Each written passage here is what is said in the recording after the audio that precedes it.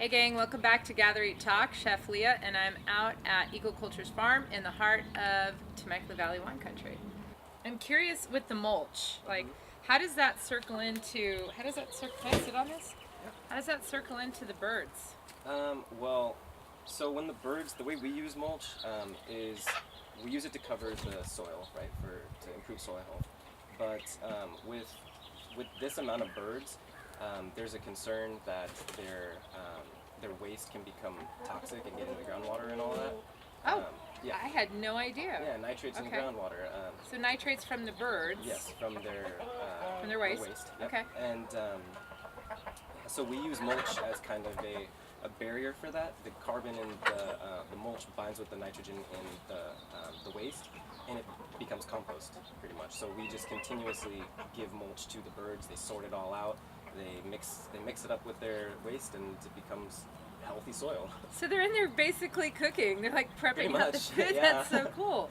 So how does I know at Eat Marketplace, they give you all their organic food waste. Yes. So how does that play into the birds and the mulch? Yeah, so we feed the organic food waste to the Okay. birds. They eat it. It's a high quality feed. Do they pick through it? They do pick through it, yeah. Are they picky? They're pretty picky, yeah. Yep. Um, they pretty much just eat what they want. Things like avocado peels, they don't typically, eat, but that becomes mulch and I'm compost. sorry, I'll keep my avocado peels out of your food. That one's like actually checking me out. Yeah, they go They- through those.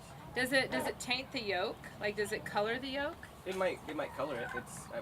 I don't think the quality or anything really. I don't think you're gonna get a spicy egg. From Well, you're that. gonna get chefs who geek out. Like I geek out, and then I'm like, if I give like chickens all these chilies, I guess it's possible. right? Get that like bright red yolk. I guess we're gonna have to get you some chilies to Yeah. find out. But it Feel doesn't sorry change. for that bird. You feel sorry for that bird. But it doesn't change the flavor. I think so slightly, but I don't. Yeah, like I said, I don't think you're gonna get a You're not- garlic flavored. You're not gonna get a garlic flavored egg. No. Damn.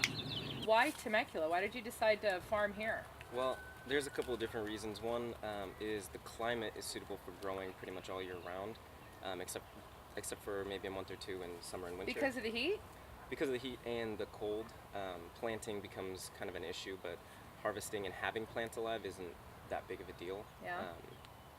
The other reason is Temecula is kind of a place where I feel that I can create the largest impact.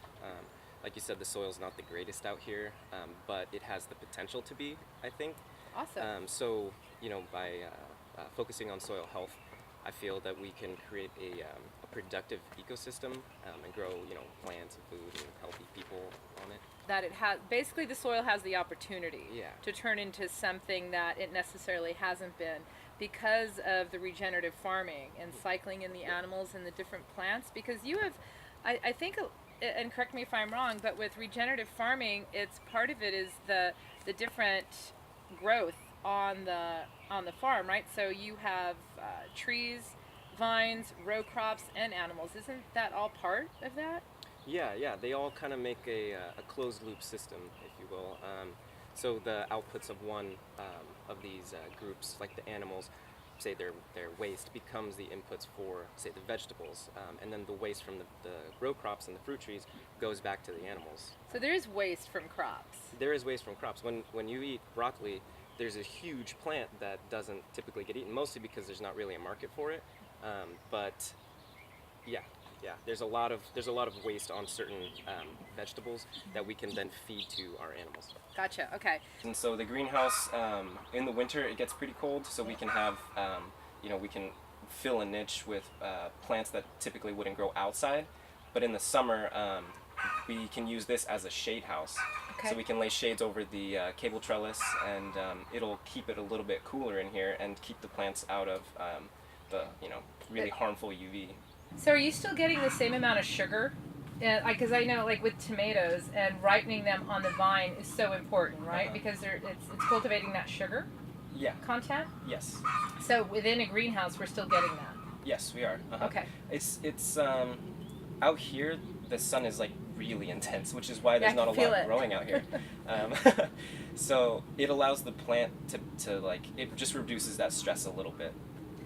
I love that. So greenhouses in a way are to reduce stress for the plants. Exactly. So where are we standing right now? We are standing in the family garden. The family garden, which is it a microclimate? Yes, we've created a microclimate, and we plan to continue altering the microclimate so we can grow different things in this area.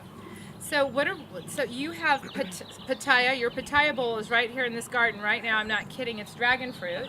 And is that going to grow up and over the? Yeah, so they'll grow up, and then we'll trellis them out, and they will shade out this area. We'll be walking under, by this time next year, So this time next year, we're going to come back, and we're going to have a trellis of dragon fruit. And that, I mean, that's so bitchin'.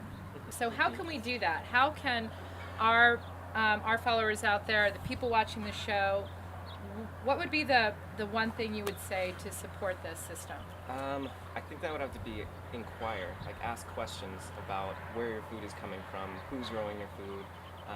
You know, when you go to a restaurant like yours, you can ask, hey, where does your food come from? Or the farmer's market, like you mentioned earlier, where is this coming from? And to your friends, where do you get your food? And just start the conversation about what's local, what's around this area, what's healthy. Just talking about it is going to be a huge step towards raising awareness about it. It is, and one of the best things about this is we all and you have an opportunity to vote with your fork. Know where you're purchasing, that your purchases have power in our community, and you get to support with that lettuce that you bought. You get to support a family like Corey's or a family-owned eatery like ours. So I just want to thank you for tuning in.